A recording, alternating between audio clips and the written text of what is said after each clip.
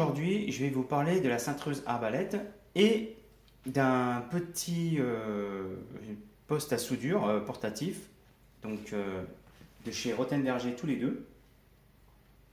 Leur avantage, c'est qu'ils ne prennent pas de place. Voilà. Donc, je vais commencer par la cintreuse arbalète.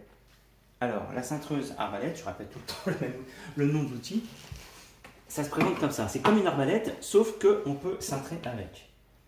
Donc, j'espère que... Ouais, vous voyez pas trop. Je vais relever.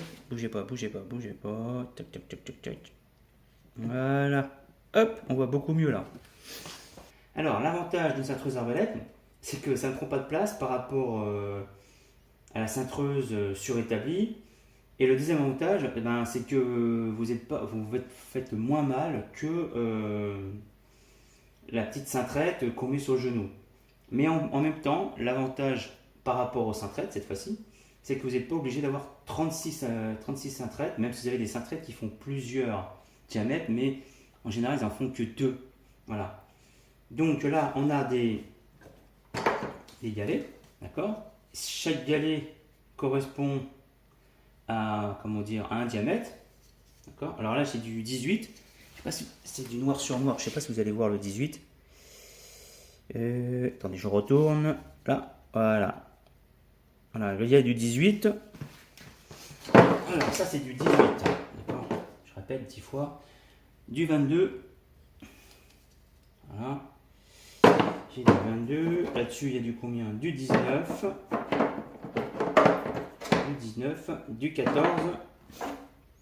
Et du 12. D'accord? On a carrément la boîte complète. Alors, la cintreuse arbalète, c'est comme les autres cintreuses, il faut quand même chauffer avant. D'accord? Vous chauffez avant. J'ai fait une petite vidéo de démonstration pour ça. Vite fait. Alors, comment ça se présente? Il y a ici le corps. D'accord? Voilà. Vous avez ici le guide. D'accord? Avec les différents diamètres qui se trouvent dessus. Directement. Je vais vous montrer. Voilà. Tac. Alors, par exemple, ici, on a du 14. Est-ce que on voit bien là? Ouais, 14, 16, 20, 22, 10, 12. Et là, 18. D'accord? Et on a ça à chaque côté, hein, forcément. D'accord? Voilà. Alors,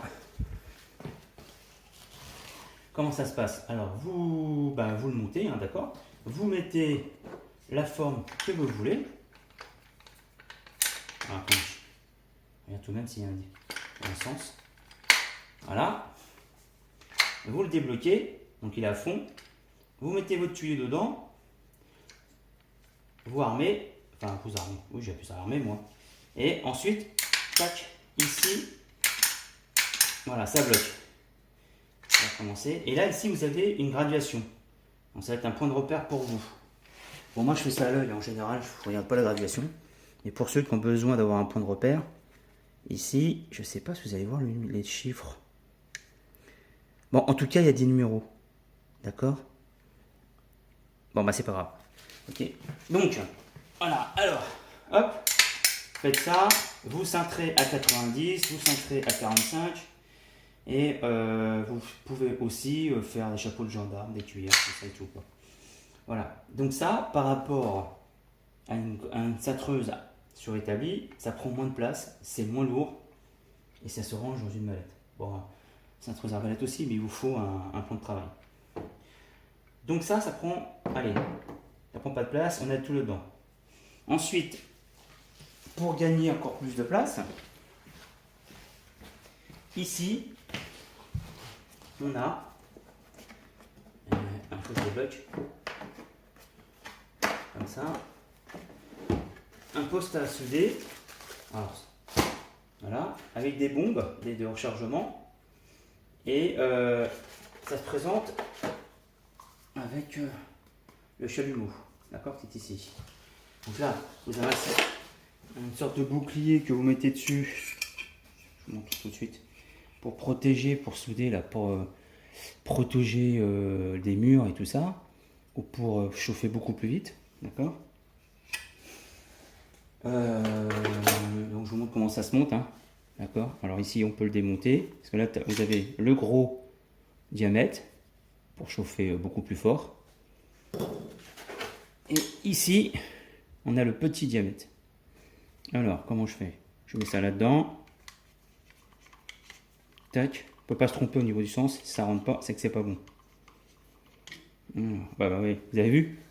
J'ai essayé de le mettre à l'envers, ça passe pas. Donc voilà, ça se passe comme ça. C'est impossible de se tromper. On l'enclenche. Et on tourne. Voilà, il est bloqué. Ensuite, vous avez 2 bouteilles avec, sont vendues. Vous pouvez les acheter à l'unité, n'importe où, hein. Même en magasin de bricolage. Vous le notez. J'espère que vous voyez quelque chose. Moi, je vois rien du tout. Voilà, on monte. Hop. Donc, j'ai mis le petit. Si vous n'avez pas de briquet, eh ben, hop. Voilà. D'accord, vous avez vu? Une petite flamme. Là, j'ai un petit bouton ici. Alors, attendez, je le tiens. Ici, vous voyez, ça bouge là. Là, je le tiens, je lâche, et voilà. En sécurité. Et je peux chauffer. D'accord? Si je veux le régler, voilà. Il y a un petit bouton ici. Vous allez voir. Je vais régler la flamme. Voilà. On peut l'éteindre. On règle. Il faut le tenir. Si je ne le tiens pas et je bloque pas, regardez là, je bloque pas, ça relâche. Et là, même si je relâche, on n'entend pas le gaz qui s'échappe. Voilà. Voilà, ça se passe comme ça. Après, on règle la quantité. Alors c'est pas aussi précis au niveau du réglage qu'un poste à souder classique. Mais ça peut servir pour des petits travaux. Et je rappuie, je le bloque. Ça se ferme tout seul, voilà. Alors, par contre, soit vous le laissez refroidir pour l'enlever, ou soit vous mettez... Vous l'enlevez avec une pince, parce que cette partie-là est chaude. Hein. D'accord? Vous n'allez pas vous brûler les doigts. Alors, avec ça, on peut chauffer en brasure forte. Je l'ai fait jusqu'au diamètre 16. D'accord? Jusqu'au diamètre 16. Bon, c'est un petit peu long par contre. Hein, et par contre, j'utilise le gros. Voilà. Jusqu'au diamètre 16. Par contre, ça va dépendre aussi de la température ambiante de la pièce. Ça aussi, ça joue. C'est plus ou moins long. Qu'est-ce que je pourrais dire de plus dessus? Alors oui, par contre, si vous avez un sointement dessus, c'est pas la peine d'essayer de souder. Si vous avez une micro-fuite, c'est pas la peine de souder, ça tiendra jamais. J'ai beau essayer, j'avais essayé avec le gros à fond et tout, non. Non, non. Avec un chalumeau acétylène, il n'y a aucun problème. Si c'est un petit sointement, vous pouvez quand même réussir à... Il faut bien chauffer tout le tube et tout ça, et puis après faire une soudure. Dans les cas extrêmes où on peut pas condamner toute l'alimentation, ça m'est déjà arrivé. Et voilà, c'est des situations rares, mais qui sont assez problématiques. Donc voilà. Donc avec ça, en temps normal, on peut chauffer jusqu'au diamètre 16. En brasure forte, ouais. Brasure forte. À l'éteint, même 16, faut pas aller au-delà, parce que c'est déjà le maximum, je trouve. Ouais, franchement, c'est vraiment le maximum. Après, peut-être qu'il y en a qui font mieux que moi, mais bon, là, après, j'en sais rien. Bon, en tout cas, tout ça pour vous montrer que, voilà, vous avez 2 outils qui sont là. Une cintreuse, un petit poste à souder, avec des bouteilles que vous pouvez trouver aux alentours. Alors, le kit est vendu avec les... comment ça s'appelle? Ah bah attendez, je vais vous montrer un truc. Je sais pas, je vais pas montrer. Voilà, si vous voulez pas plus de sécurité, hop. Voilà. Bon, perso, moi je m'en sers jamais. Je vous montre quand même. Je m'en sers jamais. Voilà. Tac. Voilà. Donc je disais quoi? Donc le kit est vendu avec un pare-flamme. Attendez, je vais chercher le pare-flamme parce qu'il a été usé. Les 2 bouteilles. Ben, le kit là pour chauffer. le bouclier. Oh, moi, j'avais ça un bouclier. Et puis, c'est tout. Alors, le pare-flingue, je vais vous montrer. Alors, voilà. Le protège-flamme, il est là. Bon, il a vécu, hein. Bien évidemment, je ne vous montre pas des trucs toujours tout neufs, même rarement neufs. Hein. Donc voilà. En tout cas, moi, j'en suis très content. J'en suis très content. Ça m'a déjà dépanné. Par exemple, quand vous êtes en panne de gaz, admettons, vous avez ça dans un coin, dans votre camion, dans votre atelier. Plus d'acétylène, tac, vous avez ça. D'accord? Ça sert. Alors, quoi dire d'autre? Ça ne prend pas de place. Hein, voyez, hop, je vais le démonter, je vais le ranger, vous allez voir. Voilà, c'est un petit peu dur. C'est bien. Hop, vous voyez, tac. Hop, on remet le capuchon. Ça, je le remets à sa place. Là, c'est un petit peu chaud. Hein. Alors faites attention, ne brûlez pas. Voilà.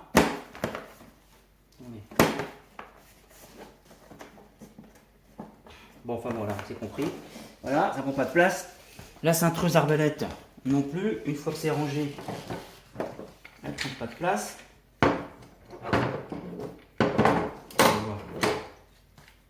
Alors, je vais bloquer. Non. Je vais bloquer comme ça.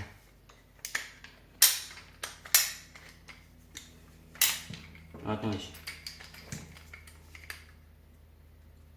Voilà. Tac. Voilà. Voilà.